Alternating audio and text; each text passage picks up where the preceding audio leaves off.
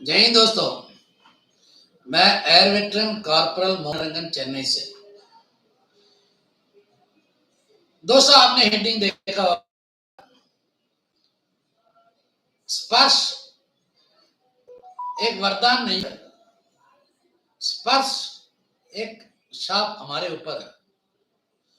स्पर्श की वजह से क्या क्या नहीं हुआ, क्या क्या फायदा मिला लोगों को, क्या क्या नुकसान हुआ। आज सभी को जो है पेंशन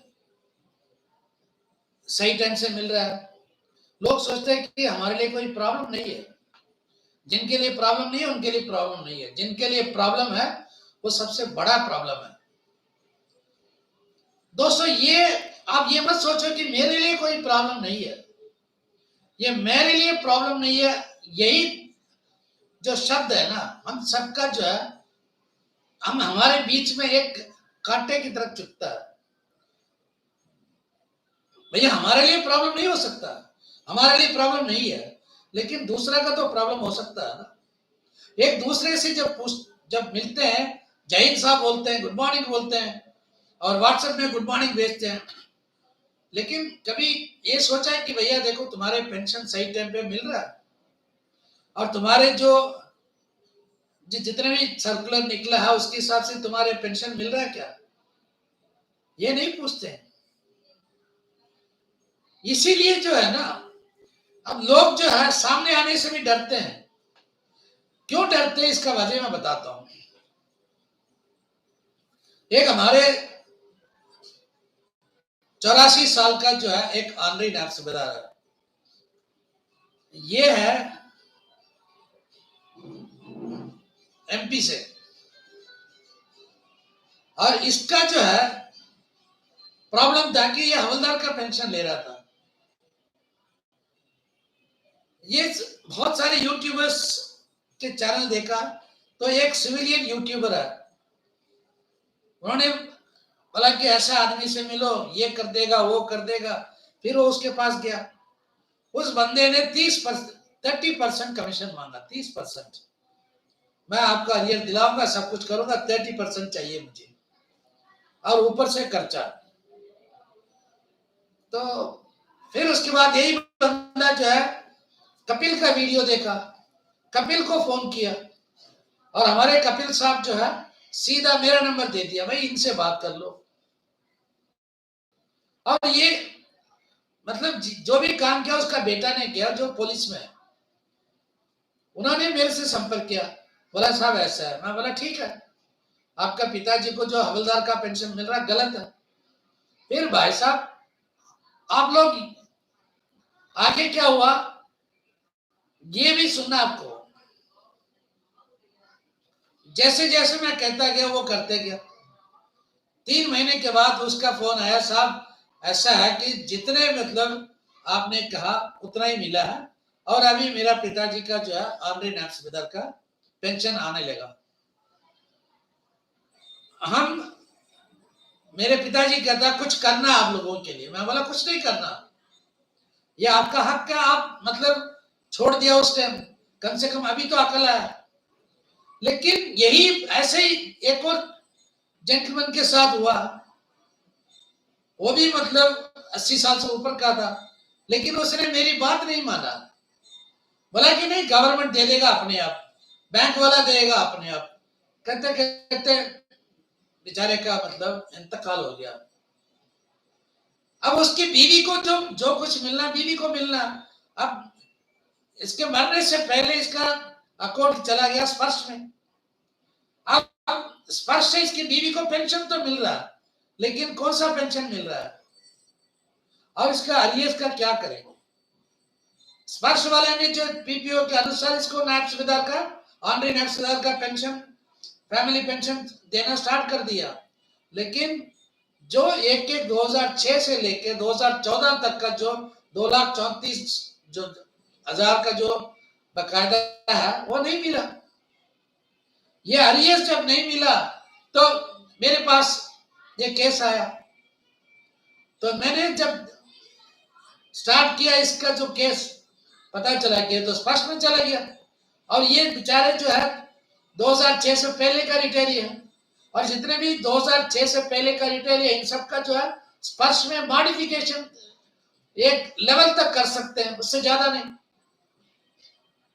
अब स्पर्श वाला कहते हैं कि भाई हमें नॉन एनपीसी बोलते हैं, नॉन पेमेंट सर्टिफिकेट चाहिए, हमें क्या पता है कि आपके पति को मिला या नहीं मिला। अब ये इसके नॉन पेमेंट सर्टिफिकेट के पीछे चक्कर काट रही है। और आपको मैं ये बताना चाहता हूं दोस्तों कि सिर्फ ये सर्टिफिकेट दिलाने के लिए 15,000 रुपए एक मांग रहा है इसी औरत से। 15,000 मांगने वाला कौन है? एक सूबेदार। दोस्तों ऐसे केसेस मेरे पास बहुत आता है, बहुत आता है। मैं उनको सलाह देता हूं क्या करना, किस तरह करना।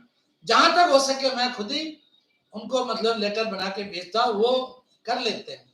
लेकिन कितने को पता है कि उनका जायज बकायदा कितनी है, और उनकी जो लाइफ टाइम अरियर जिसको बोलते हैं ये कितना बनता है, ये नहीं मालूम किसी को। मैंने एक आदमपुर में एक हमारे जेडब्ल्यू की मिसेस को जो है एक 2006 से लेके 2014 तक लास्ट रैंक हेल्ड का जो है सर्कुलर 578 के हिसाब से पेंशन दिलाया, मतलब अरियज दिलाया। फिर बाद में कोर्ट में एएफटी में जाके 2014 के बाद जो भी पैसा बनता था वो भी ले लिया उसने। लेकिन 2006 से लेके 2014 तक सर्कुलर 578 है, उसके हिसाब से जो अरियर बनता है वो state bank of India Panchkula Chandigarh से सीपीपीसी से मैंने वो भी दिलाया। अब उस औरत का प्रॉब्लम क्या हुआ कि नेम टैली नहीं हो रहा स्पर्श में। अब उसकी वजह से 3 महीना हो गया, पेंशन बंद हो गया। दोस्तों मैं इसलिए कह रहा हूं ना कि ऐसे बहुत सारे केस आता है। मैं तो बीच में इसमें फेडरेशन का चक्कर और ये दल्ला सिंह का चक्कर ऐसे ही बिना मतलब जो है अपने जो है टाइम बर्बाद किया। खैर फेडरेशन का तो बर्बाद नहीं हुआ, बाकी जो ऐसे जो नालायक लोग जो वीडियो डालते हैं ना उसमें मेरा दिमाग थोड़ा सा भटक गया था, तो इसलिए जो है मैं थोड़ा सा ढीला हो गया था। अब मैं थोड़ा इनसे दूर हो गया, इसलिए जो है अभी मैं सारे केस अभी मैं स्टार्ट कर रहा हूं। मैं नाम नहीं बताना चाहता हूं। एक शख्स है हरियाणा रिवाड़ी डिस्ट्रिक्ट से है, अप्रैल से वो मेरे संपर्क में है, अप्रैल से, यानी कि 6 महीने में उसका कोई काम नहीं किया मैंने। इसका भी जो प्रॉब्लम है आमरी नैब सुबेदार का 2006 से वो नहीं मिल रहा इसको, बहुत सारी चिट्ठियां लिखा, सब कुछ किया।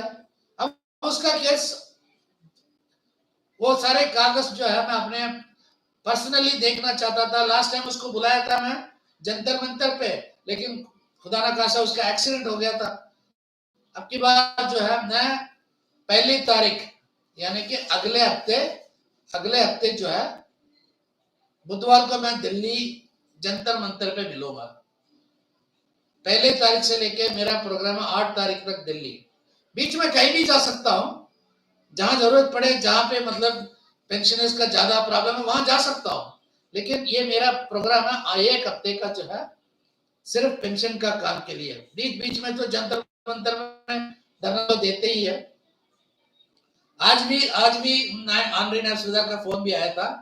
मैंने उनको बोला था जितना जो लोग पीड़ित है, रेवाड़ी डिस्ट्रिक्ट हो या भिवानी हरियाणा का जो है रेवाड़ी, भिवानी, रोहतक, झज्जर, बहादुरगढ़, जितने भी जो पेंशनर्स जो पीड़ित है वो लोग आके मिल सकते हैं। अपने साथ पीपीओ का कॉपी, ओरिजिनल पीपीओ और कोरिजेंडर पीपीओ का कॉपी और अपने साथ पासबुक लेके आइए।